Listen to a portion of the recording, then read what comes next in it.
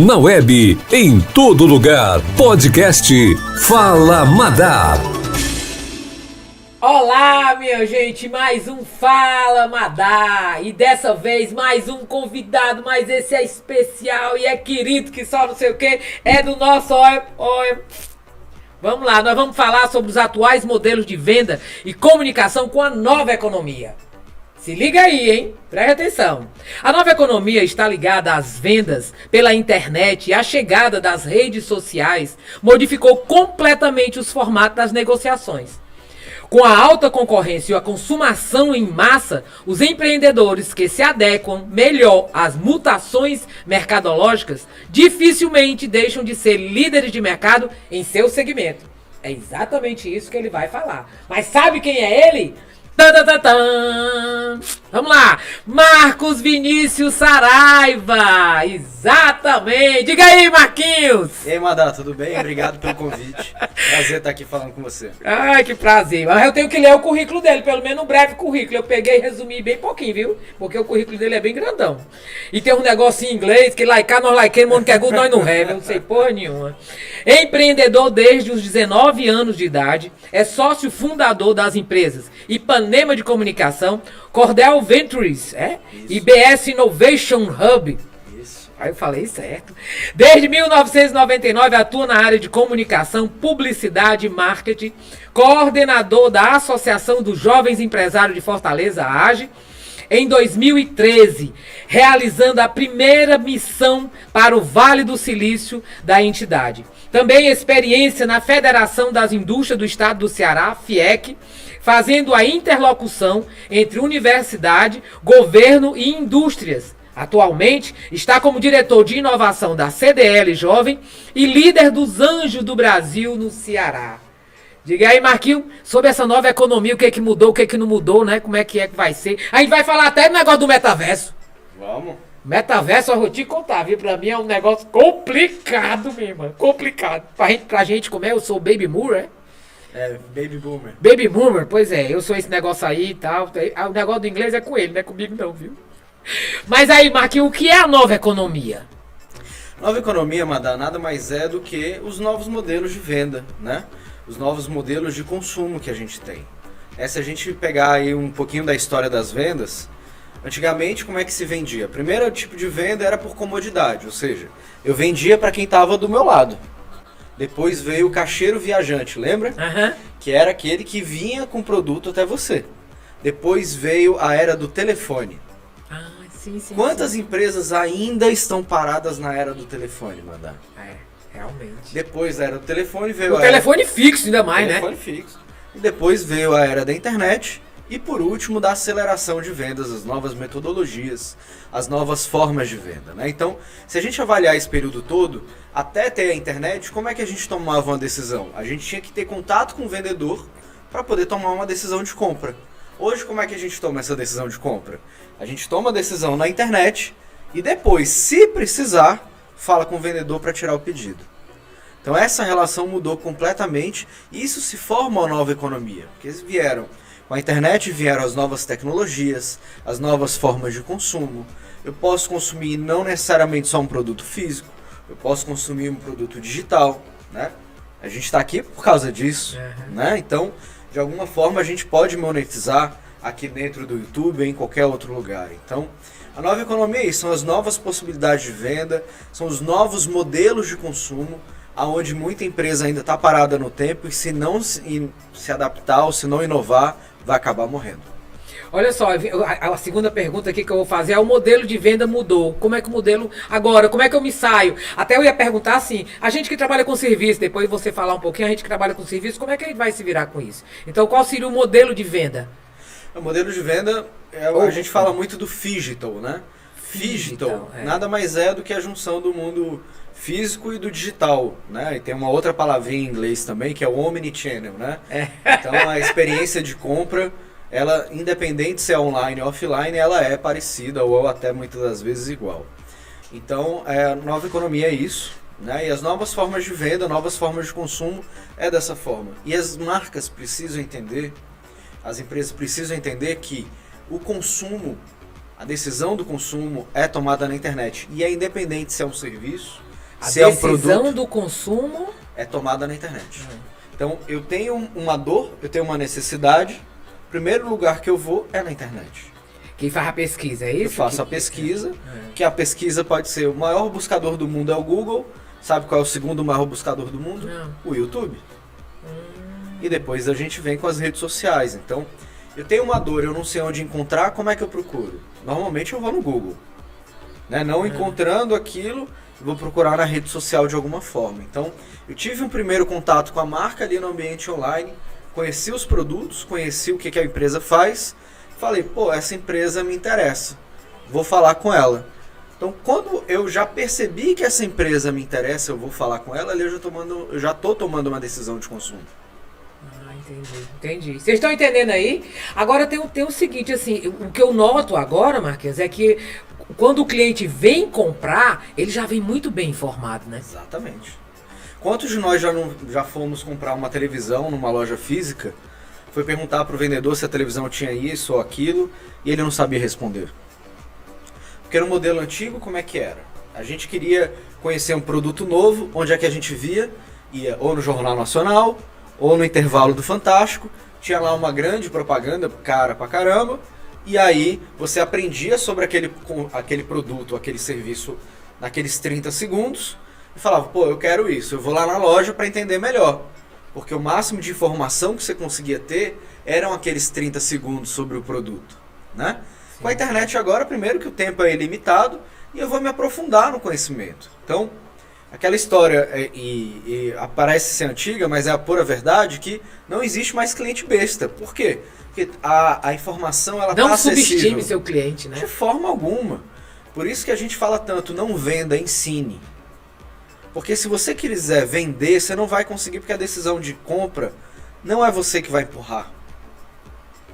Ensine o seu cliente a consumir o seu produto, o seu serviço. Ensine para ele os seus diferenciais e ele vai tomar a decisão de compra.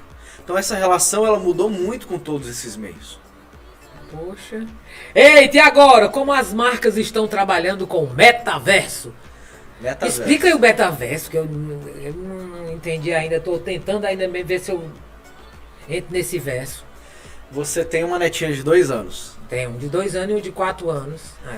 Eu tenho mais duas também, que eu tenho uma filha de coração, né? E tem 2 netas, uma de 22 e uma de 6 anos. E esses 2, né? Que é uma de 4 e outra de 2. Vamos pegar esse de 4 e o de 6 anos? É. Eles ficam com o celular o tempo inteiro na mão. Você já ouviu falar no joguinho chamado Roblox? Não. Roblox é a febre do momento nas crianças. É um joguinho onde você tem um personagem, você vai vivendo experiências com esse personagem. Você constrói uma casa, você tem um carro, você tem dinheiro. Então nada mais é do que uma segunda vida ali no ambiente online. Esse é o metaverso. É a possibilidade de você interagir com outras pessoas, ou com objetos, ou enfim, com espaços, de forma online. E o que difere, o metaverso ele já existe há muito tempo. Eu, na minha adolescência, joguei um jogo chamado The Sims, que era exatamente isso. Eu tinha que construir uma cidade, construir uma casa, ganhava dinheiro, pagava e tal. Isso é metaverso. Mas né? pagar e ganhar É um dinheiro digital, né? Uhum. E isso hoje, com as novas tecnologias e com a velocidade da internet, o que está melhorando é a qualidade dessa experiência. Então, por exemplo, eu posso comprar um óculos de realidade virtual para poder fazer uma imersão naquele ambiente, viver ele de uma forma mais real. Mas o metaverso, como é o metaverso, ele já existe há bastante tempo. O que difere agora é que com as novas tecnologias a minha imersão naquele ambiente é muito maior. Tá. Mas aí como é que estão as marcas? Já estão trabalhando? Já tem marca trabalhando com metaverso? Olha, tem muita marca mundial, marca grande. Por exemplo, você pode comprar uma bolsa da Chanel, da Gucci, e só usar no ambiente virtual, e já foi vendida, inclusive, uma bolsa mais cara no mundo virtual do que uma bolsa real. Mas aí compra a bolsa, fica onde? No seu personagem, no seu Lá. avatar. É. Ai, tá. Então você tem um personagem, você fica usando a bolsa, e aí já pagaram mais caro nessa bolsa virtual do que na real. E por aí vai. A gente está discutindo como é que a gente vai ser. A gente vai chegar em casa e, em vez de ver televisão, a gente vai entrar no metaverso. E aí? O que a gente vai viver lá? E aí quem tiver vida dupla? Ele tem uma vida aqui no mundo real e tem uma outra vida no mundo digital. Ave Maria, bagunça minha cabeça. E por aí vai. E aí novas possibilidades de consumo. Eu posso comprar um carro para usar só no ambiente digital. Eu posso comprar uma casa para usar só no ambiente digital. Posso comprar roupa. Então, são novas formas de consumo que vão surgindo que pra gente aqui na idade adulta ainda parece que tá um pouco distante. Mas as crianças estão vivendo isso hoje. Mas aí o metaverso vem para ficar? Sem dúvida. Como eu disse, ele já existe. Muita gente trata como uma novidade, como uma tendência, uma possível moda, mas não é. É uma realidade, ele já existe. Já existe há muitos anos, né? E, como eu digo, as crianças hoje já vivem essa realidade do metaverso. Eu acho que eu tenho essa dificuldade. Eu não, né? Nós, né? Que tem muita gente da minha idade, o pessoal talvez até mais jovem também que deve ter essa dúvida, mas é porque eu não jogo, né? Exatamente. Eu acho que aí quando o pessoal que joga fica mais fácil. Exatamente. E é natural, né? Essa nova geração que vem aí, as crianças de 10 anos para baixo, elas são completamente digitais. Né? Então, a experiência dela no digital é completamente diferente da minha e da sua. Né? Então, se eu pego, por exemplo, a minha filha e falo para ela, filha, coloca aí na Globo. Ela não sabe o que é Globo. A minha filha tem quase 12 anos. Por quê? Porque ela não vê. Porque o mundo dela, ela consome, primeiro ela aprendeu a consumir a informação de uma maneira diferente da nossa. Como é que a gente foi condicionado, Madá? A gente sentava na frente de uma televisão e tinha que se programar para ver aquele programa no horário que a televisão determinava. Isso. Não era que eu escolhia. Então a informação vinha até mim e eu sentava na cadeira e ela vinha até mim. Por isso que nós temos uma geração que está com uma dificuldade grande agora, a geração dos 20 aos 35 anos está com uma grande dificuldade de se adaptar ao mercado de trabalho. Vou chegar já lá nesse porquê disso. Então, a gente tem aí toda essa tecnologia acontecendo. Por que as pessoas têm dificuldade de 20 a 35 anos hoje de se adaptar ao mercado de trabalho? Porque elas foram condicionadas ao conhecimento via telas.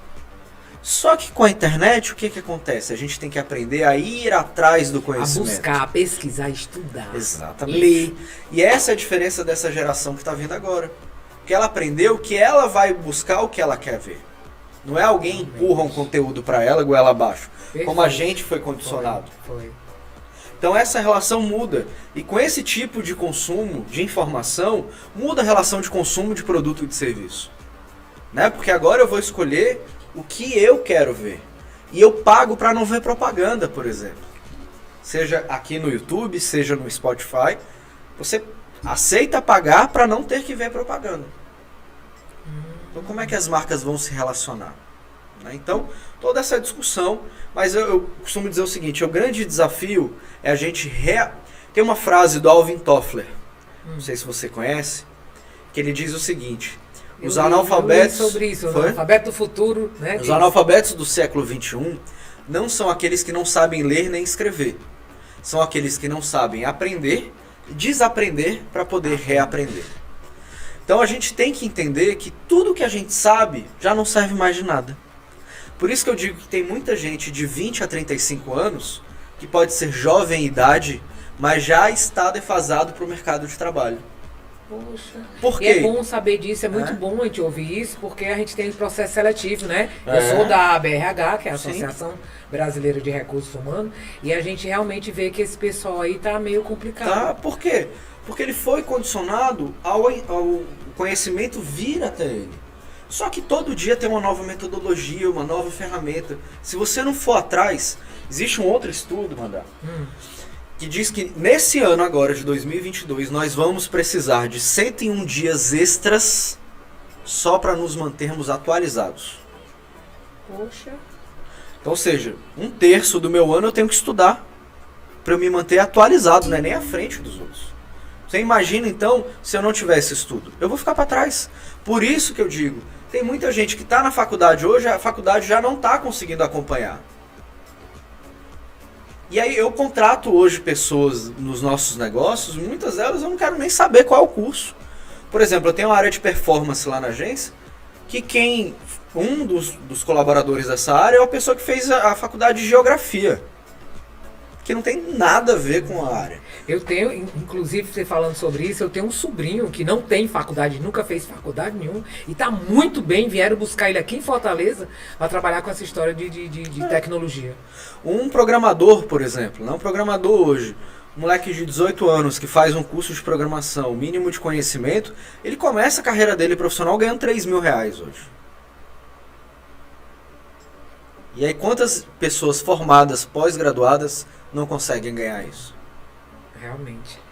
É possível fazer inovação para o meu modelo de negócio? Sem dúvida. Meu modelo de negócio, que eu digo meu, é serviços, né? Sem dúvida. Vamos dizer assim, nós consultores, nós palestrantes, instrutores, tem como a gente fazer qual seria um modelo adequado ou melhor, sei lá, em relação a serviços? Eu acredito, Madá, que a gente tem que, todos nós, temos que entender esse digital. Eu tenho que ter produtos físicos, mas eu preciso ter produtos digitais. Um termo que a gente usa é monetizar, fazer dinheiro. Eu preciso fazer dinheiro também no ambiente online. Muita gente usa o online apenas para se promover e tenta ganhar dinheiro no físico. Muita gente do seu segmento. Sim. E não entende que pode monetizar no ambiente online. Porque a capacidade de escala, ou seja, a capacidade de falar com muita gente, é muito maior no online do que no offline. Bem maior. Né? Então, você imagina o seguinte, em vez de eu fazer uma palestra para uma empresa, eu posso fazer uma palestra ao vivo para 5 empresas ao mesmo tempo. Foi o caso que nós fizemos aqui, né? Nós fizemos aqui na Luminous Play. Foi exatamente, foi até internacional, quer dizer, foi bem maior ainda. Nós fizemos tudo aqui no nosso estúdio. E a gente atingiu até a Austrália, Irlanda, e aí foi Paraguai, Argentina. Foi muito interessante. Mão de obra qualificada para essa mudança é complicado? Muito. Muito. Olha, Amanda, de todos os nossos negócios, com as startups que a gente se relaciona, hoje, se você tiver 100 pessoas qualificadas, a gente consegue empregar. Mas a gente não encontra. Eu vejo vocês, né, solicitando, às vezes a Juliana. Juliana é a sócia, né? A sócia da Ipanema de Comunicação. Né? E eu vejo a Juliana, às vezes passo, quando eu pego, né? Quando eu vejo alguma coisa, eu pego e passo para ela, ou faço a indicação, porque realmente eu sei que é difícil. Outra coisa também, a Publier fica pedindo, eu fico vendo que estão pedindo pessoas muito e parece que está faltando pessoas qualificadas. Porque o que acontece? As novas metodologias vieram, as novas ferramentas vieram e as pessoas não se atualizaram. Então, por exemplo, se tem algum publicitário aqui nos ouvindo, nos vendo, se ele não souber o que é um ABM, o ABM é Account Based Marketing, o marketing baseado em contas. Se eu não sei o que é um Growth Hacking, ou seja, novas metodologias, se eu não sei o que é uma venda previsível, se eu não sei o que é um SDR, um Close, um sucesso do cliente, são coisas que estão no dia a dia de empresas que têm essas novas metodologias instaladas, ele está defasado para o mercado de trabalho. Ou se qualquer pessoa aqui que estiver acompanhando a gente não sabe o que é um lead. Agora eu sei. Olha aí. Por isso que eu digo, tem jovem de 22, 23 anos super defasado para o mercado de trabalho e tem gente de 50, 60, 70 anos super atualizada para o mercado de trabalho. Porque antigamente a pessoa fazia 50 anos ela perdia valor, não era assim? Hoje em dia já não é mais. Porque o conhecimento não depende da idade. Depende da sede que a pessoa tem de correr atrás daquele conhecimento.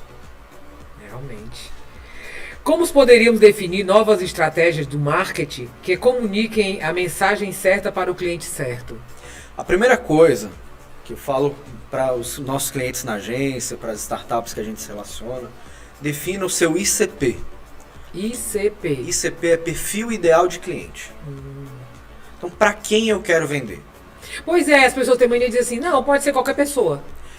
Aí eu sempre respondo essa indagação com uma frase que eu aprendi com a minha mãe desde muito cedo. Que dizia o seguinte, meu filho, quem muito quer, nada tem. Quem muito quer, nada tem, realmente. Então não adianta você querer vender para todo mundo, que você não vai conseguir agradar todo mundo, você não vai conseguir vender para todo mundo. Hoje a gente vive a era da especialização. Cara, conheça o seu cliente a fundo. Qual é a dor dele? Qual é a dificuldade dele? Por exemplo, a palestra da Madalena serve para todo tipo de empresa? Não. Então. Penso que... Não, mas no primeiro momento, quando me pergunto, aí eu digo, lógico, né? Serve para qualquer pessoa. Serve para qualquer empresa. Será? Olha, tá vendo aí? O que eu faço? Vê a sua base de clientes. Quais são os segmentos? Quais são o tamanho das empresas? Por exemplo, vamos supor que a Madalena cobre R$5.000 por uma palestra. Certo? Uma empresa de 10 funcionários consegue pagar essa palestra? Não. Então ela já está fora do seu ICP. Entendi. Então, para uma empresa ter a capacidade de contratar a palestra da Madalena, ela precisa ter quantos colaboradores? Não, olha, normalmente para conseguir pagar R$5.000 uma palestra tem que ter 50 colaboradores. Opa, estou começando a desenhar o ICP. O ICP da Madalena é fazer palestras para empresas a partir de 50 colaboradores. Qual é a dificuldade que essas empresas têm que você resolve, Madalena? Que você resolve dores específicas. Isso. Você não vai falar de financeiro. Não. Você vai falar sobre motivação, comportamento. dizer, convivência, Qual é a dor que essas empresas têm que estar sentindo para que você ajude a resolver essa dor delas? Qual é? É falta de engajamento do time? Falta de engajamento, falta de empatia. Já estou terminando de desenhar o meu ICP. Então são empresas a partir de 50 colaboradores que estejam tendo problemas de motivação do time. Começa a desenhar. E você vai ver que com esse desenho você não consegue vender para todo mundo. Porque não são todas as empresas que têm esse tamanho, que têm essa dor. Então é entender muito bem o seu cliente. Se aprofunde nele. Porque a partir do momento que você se aprofunda, você vai ser especialista na dor que ele sente. Porque no final do dia, Madalena, nenhum de nós quer saber o que o outro que quer nos vender alguma coisa, ele faz.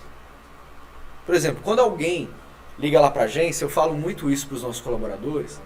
Quando o cliente procura a agência, ele não está querendo saber o que a gente faz. É mesmo, realmente. O que ele quer saber? Você resolve o meu problema? Meu problema é vender mais. Você consegue resolver esse meu problema? Porque ele está interessado nisso. Então, eu estava até com um curso, né? De vender mais? Era Sim. Como é o nome do curso? Foi a Academia da Prospecção. Ah. Eu e o Diego Azevedo, foi muito bacana a primeira edição. E a gente ali ensina essas novas metodologias, os novos processos de venda, né? Porque tudo começa na definição do ICP. Na verdade, tudo começa em qual dor eu quero resolver. Eu quero resolver o problema de motivação nas empresas. Essa é a dor da Madalena. Você pode resolver essa dor de milhares de formas, concorda? Sim. Então o que a gente primeiro fala é, não se apaixone pela solução. Se apaixone pelo problema. Gostei. Então, o meu problema é resolver a motivação de dentro das organizações. Como é que eu vou resolver isso? Eu posso resolver com palestra, posso resolver com livro, posso resolver com curso online, com podcast, com milhares de coisas eu posso resolver essa dor. Certo? Ok. Só que antes de eu saber como que eu vou resolver essa dor, eu vou definir para quem eu vou resolver. Todos os tamanhos de empresa. Que aula! Estão ouvindo aí, né, minha gente? Continua, desculpe. Então, por exemplo, eu defini a dor que eu quero resolver, agora eu vou falar de quem eu quero resolver essa dor. Como a gente deu exemplo aqui, empresas a partir de 50 colaboradores têm um problema de motivação. E você pode desenhar várias outras coisas. Então, eu já entendi qual é a dor que eu resolvo, para quem que eu vou resolver. Agora eu vou desenhar que produtos eu posso ter para resolver a dor dessa pessoa em específico, ou dessa empresa em específico. Então, a partir do momento que a gente segue essa linha do tempo aqui de decisão, fica tudo muito mais fácil, fica tudo muito mais claro. Bem mais claro. Então, eu vou me aprofundar em empresas com mais de 50 colaboradores que têm um problema de motivação. Quais são os segmentos das empresas que têm mais de 50 colaboradores e têm problemas de motivação? É a indústria? É o comércio? Ou eu descobri que a indústria tem mais problema do que o comércio. Então eu vou me aprofundar em indústrias com mais de 50 colaboradores que têm problemas de motivação. Poxa, Marquinhos, como clareou pra mim. Eu não sei se pra vocês vai clarear. Pra mim clareou um bocado, muita coisa, viu, Marquinhos? Você acha que as grandes empresas vão se sustentar nessa nova economia? Depende do que ou como é que elas têm que fazer? Eu acho que é muito inove ou morra. Inove ou morra. Fato é, Hum. 70% das empresas não vão sobreviver nos próximos 10 anos. Quanto? 70%. 70%? Segundo um estudo do Fórum Econômico Mundial, Madalena, 65% das crianças que estão em idade escolar hoje vão trabalhar em profissões que ainda não existem. Sim, sai até reportagem dizendo que tirando algumas, né, algumas profissões que são grandes agora, né, que vão desaparecer. Exatamente. Está se discutindo, inclusive, por exemplo, quando que a função do advogado vai deixar de existir para ser substituído por um robô. E aí a grande pergunta não é se um robô vai te substituir no que você faz hoje. É quando. Não é? Se, é quando. Então, se a gente não tiver a capacidade, aquela frase do Alvin Toffler que eu falei, se a gente não tiver a capacidade de aprender, desaprender e reaprender, a gente vai ficar para trás. É secar o copo, né? Como tem aquela história do copo cheio, o copo tá... Exatamente. Então, se eu não aprender que o que eu faço hoje, amanhã não pode servir, eu tenho que me atualizar, eu vou ficar para trás. E aí eu posso ter uma geração inteira de desempregados, não por falta de oportunidade, mas porque a pessoa não está mais capacitada para o mercado de trabalho. Perfeito. E quais os impactos de uma nova economia atualmente? São gigantescos, né? O fechamento de várias empresas, né? A gente tem aí as novas metodologias, novas possibilidades. Pô, você pega aqui essa água aqui do Fala Madá. Melhor água que eu já bebi na vida. Essa água aqui, ela vende aqui, tá físico, né? Eu posso beber. Você pode patrocinar, tá? A água você pode patrocinar a caneca, além de estar aqui junto com a gente, viu? Por favor. É.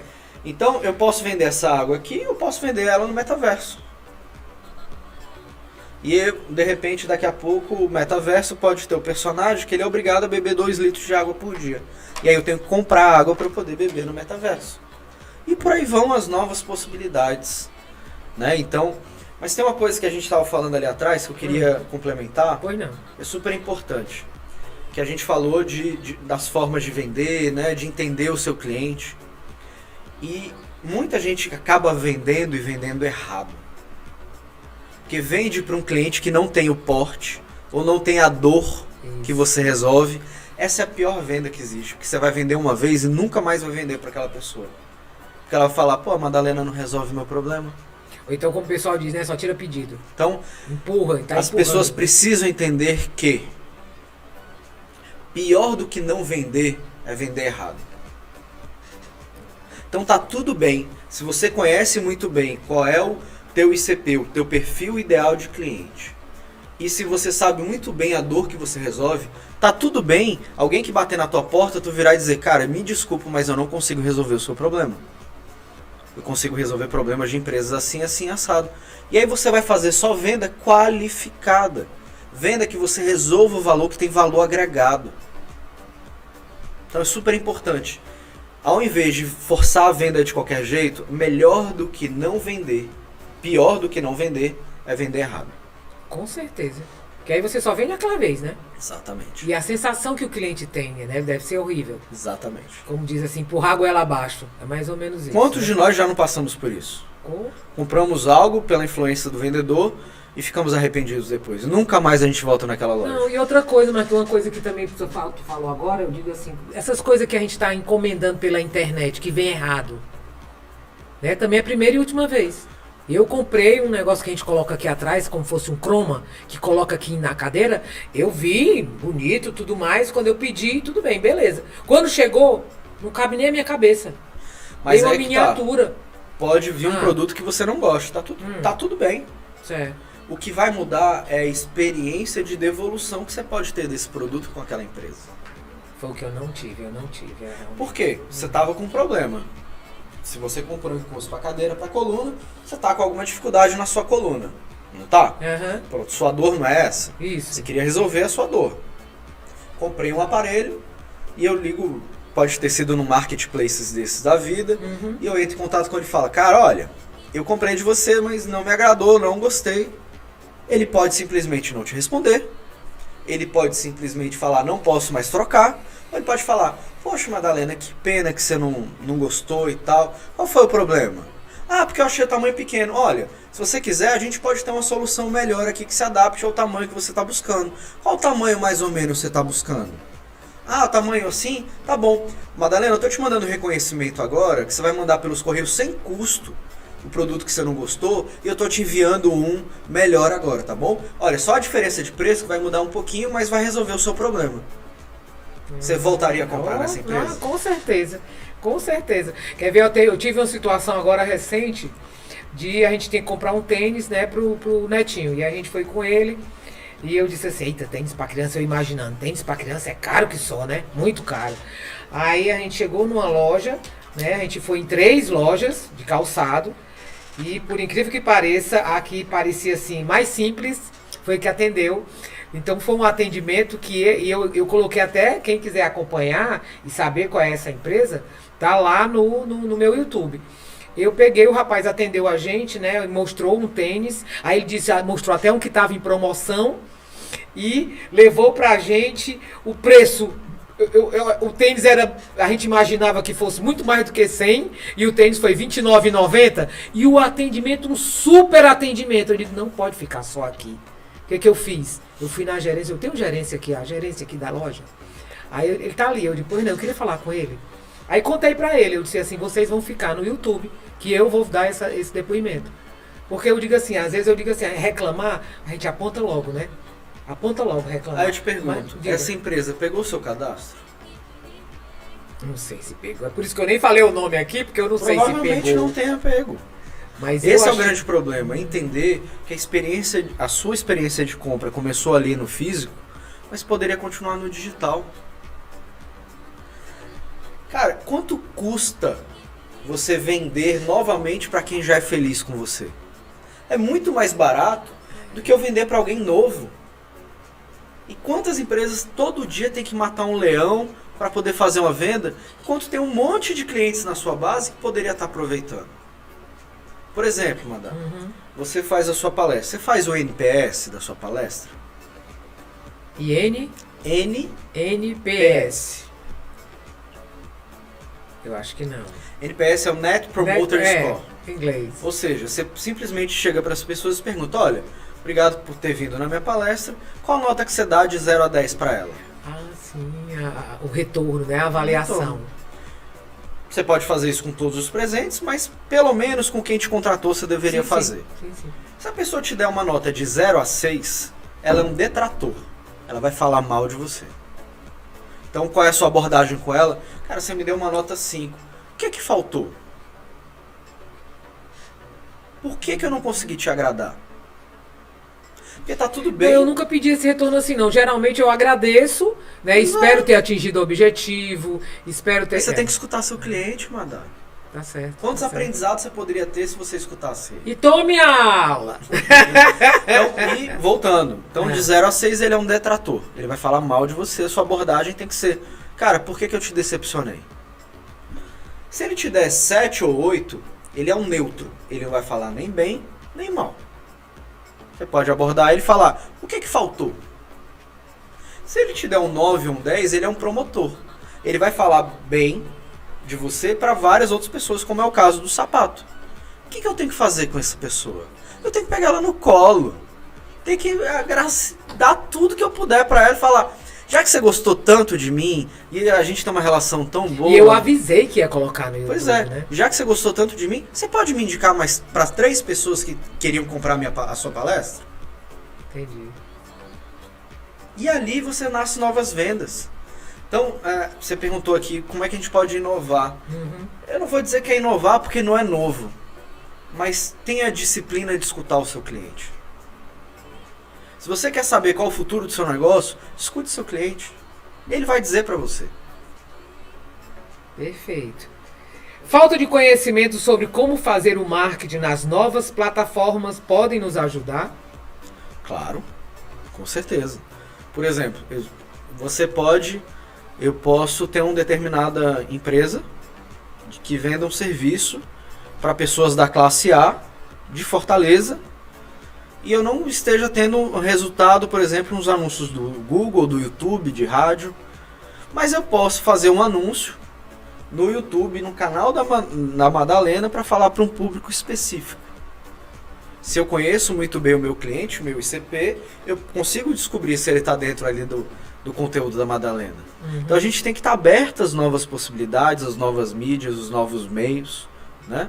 Podcast está aí, já é uma realidade para todo mundo. Qual é a próxima tendência? Será que é fazer podcast no metaverso? Sim, sim. Olha aí a ideia aí de fazer. Em vez de serem as no pessoas metaverso. físicas, serem as pessoas virtuais, e por aí vai. Então a gente tem que estar aberto, né? Sempre a estar aprendendo nesse mundo aí com tantas possibilidades. Ok. Ixi, a gente tá chegando já quase no final, né? Vamos lá para a última pergunta. Eu queria que depois você anunciasse, né, a sua empresa, falasse qual é o seu Instagram, suas redes sociais. Nos dá dicas de como fazer ou se comunicar direto com o nosso cliente. Existe receita certa? Não. Existe receita de... Não existe receita de bolo, Madá. Cada empresa tem uma realidade, cada empresa vai ter a sua estratégia, cada empresa vai decidir o seu melhor caminho. Marcos, como é que eu faço isso? Mais uma vez, escute o seu cliente. Manda mensagem lá para sua câmera aí para poder o pessoal ficar ligado. Pois é, repetindo aí, ó, defina o seu ICP, seja muito claro e específico na dor que você resolve e estude seu cliente profundamente. Se você fizer isso, não vai dar errado. Você pode até estar fazendo errado hoje, mas se você escutar o seu cliente, você vai mudar. É uma linguagem que a gente usa no meio da inovação, vai pivotar, vai mudar. Pivotar, isso eu já ouvi várias vezes. Pivotar é o que é? É mudar. Mudar de direção, mudar de estratégia, mudar de produto. Então, uma empresa que vendia caneca, agora vende garrafa de plástico. Ela pivotou. Ah, tá. Eu pensava que pivotar era experiência, alguma Não, vivência. é a mudança. Mudança. É uma decisão de mudança que você possa ter no seu negócio. Então, acho que as grandes dicas aí que a gente pode dar são essas. E aí, Marquinhos, como é que você tá agora? Onde é que você tá? Quais são as redes sociais? Ou qual é a mensagem que você quer deixar pro nosso público? Maravilha. Vamos fazer aqui um momento que a gente chama hoje do biscoito. Ah, é o biscoito. Bom, minha rede social, @MarcosVCSaraiva. Eu tô tanto no Instagram. Marcos com U, né? Marcos com U, VC Saraiva, tanto no LinkedIn como no Instagram. Tô lá para bater um papo com quem tiver interesse da gente trocar mais alguma ideia. Tô na Ipanema Comunicação, empresa, nossa agência de publicidade que já está fazendo 18 anos nesse mercado. 18, maior de idade. 18 anos de mercado esse ano. E também aí tô como sócio da Cordel Ventures, que é uma aceleradora de startups, e do BS Innovation Hub, que é um hub de inovação, onde a gente acelera 10 startups por semestre lá no nosso espaço. Por semestre? Por semestre. Poxa. Então nós já passamos aí num portfólio de 35 startups, juntando os dois negócios. É o que chamo de anjo, é? Anjo? Não, anjo é o tipo de investimento que se faz em startup. Você tem algumas fases de investimento. A primeira a gente chama de FFF, que é Friends, Family and Fools, que são os amigos, as pessoas próximas. Depois vem o investimento anjo. E depois vem os fundos aí, que a gente chama de pré-seed, seed, séries A, B, C, enfim. Mas o anjo é a segunda fase do investimento de uma startup. Tem muita facilidade desse investimento? Tem muita gente querendo investir? Madalena, muita gente não tem a qualificação ou não tem o conhecimento para investir corretamente em startups. Tem um programa de televisão ali dos tubarões, todo mundo sabe qual é. Sim. Né? E que ali ensina-se que eu compro a maior parte da sua empresa pelo menor valor possível. Ou seja, Madalena, eu compro sua empresa por 50 mil reais, 40% da sua empresa por 50 mil reais. Não é assim que funciona no mundo das startups.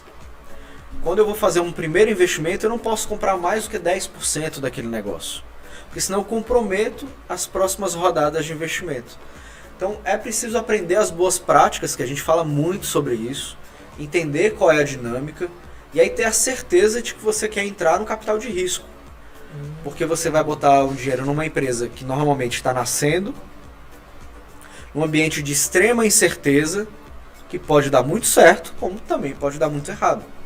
Então, por exemplo, a gente que investe profissionalmente em startups, nossa expectativa é de 10 para 1, ou seja, a cada 10 startups que eu invista, uma vai dar certo. Perfeito. Então você sabe que você está botando um dinheiro ali que muito provavelmente ele não vai voltar. Mas quando voltar, paga a conta de todos aqueles que deram errado, né? Então, é entender essa dinâmica, entender como eu falo, as boas práticas, as modelos de contrato, né? Enfim, como se conectar. E aí, até faço um convite, você que está acompanhando a gente, se quiser investir em startup, fala comigo também lá nas redes sociais, vai ser um prazer. Repete aí tuas redes sociais. @Marcos com U, VC Saraiva, tanto no Instagram quanto no LinkedIn, tô lá para trocar ideia. Ai, Marcos, dava pra gente ficar muito mais tempo, mas eu sei que o pessoal hoje em dia, não tem tempo, né? Tudo tem que ser muito rápido. Verdade. Marcos, muito obrigado. Muito obrigado por aceitar o nosso convite e por dar essa aula pra gente. Minha gente, olha, um beijo grande no coração. Muito obrigado a todos os nossos parceiros que estão aqui. A Luminous Play, a MRH Gestão de Pessoas, a Ricarte Urbano, né? E a Publier. Muito obrigado a todos vocês, né? E aí vocês que querem patrocinar o nosso Fala Madá, olha aí pra gente, né? E dá uma ligadinha pra gente, @Madamatos, ou então no YouTube, @Madamatos1. Beijo grande e um abraço bem arrochado e até a próxima, minha gente. Falou! Você se conectou no podcast Fala Madá com Madalena Matos. Siga-nos nas redes sociais, @Madamatos, no YouTube Madamatos1.